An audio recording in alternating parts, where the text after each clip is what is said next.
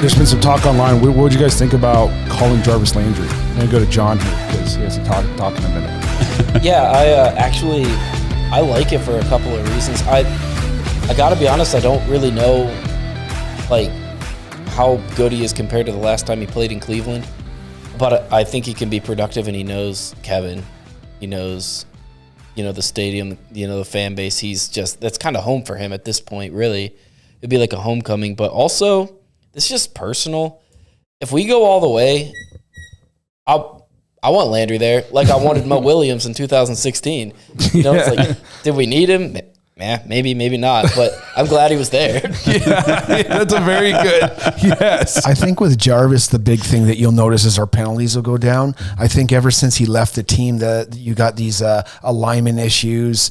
I don't know if maybe the offsides is a thing with him, but he seemed to be like a coach on the field, and we got young players, and somebody in the Patreon has brought this up before. I can't remember who it was, but he would be another on-field coach and a veteran presence that I think the team might help them propel them a little bit more in the playoffs. Well said.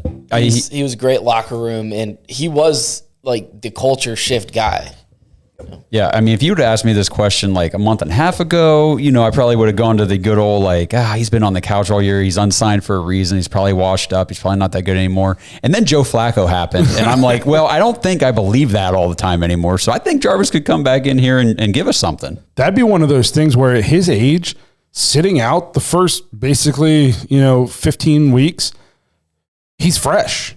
Yeah. You know what I mean? If he's playing every game up until this point in his age and like the wear and tear on his body, he might be worn down by this time. If you go sign him now, I don't know what he's got left in the tank, but you'd be getting a very fresh, very healthy Jarvis Landry. I think another thing a reason I would at least look at it is he's a good run blocker. Yeah. He's a very physical run blocker. He brings an attitude. I feel like he would fit the mentality of this team perfect. And especially like if Elijah Moore is going to miss time, we need somebody else reliable for Joe Flacco to throw to, because I really like the potential of Tillman, and Goodwin's a good downfield threat, but we need somebody opposite Amari Cooper that Joe Flacco can go to in a pinch.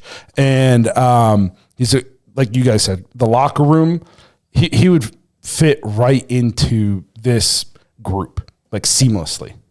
He was, like you said earlier, he was one of the originators of this culture. Yes, like John said, I kind of feel like he deserves to enjoy the fruits of his labor. He put a lot of work into shifting the culture, and then he got out of here before he really got to see that manifest itself into W's.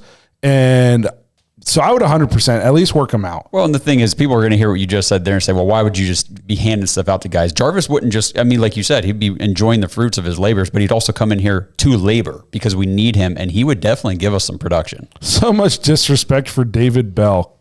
Kelly Bale, this fucking guy, dude. Nobody's disrespecting David Bell, but where was he last night? We're just not mentioning him. Yeah. I would love for David Bell to do great. Last year, if you watched the show that long ago, which you probably didn't, he was a guy that we projected to be a breakout player for the Browns. We were so high on him. Yeah. So Austin Watkins Jr., that could be a possibility. You would have to think, though, that if he was that guy, like we've had a million injuries. You know what I mean? Like you would think he would be a guy that would have got the call already. So we'll see.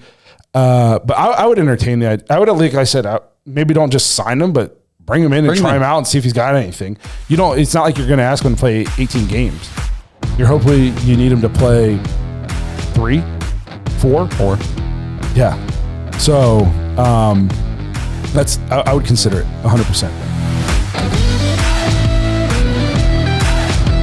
Thanks for listening to another episode of the Dawgs Podcast. Make sure you subscribe on YouTube and follow us on Twitter at the Dawgs Podcast. Get your thoughts on the show at thedawgspodcast.com.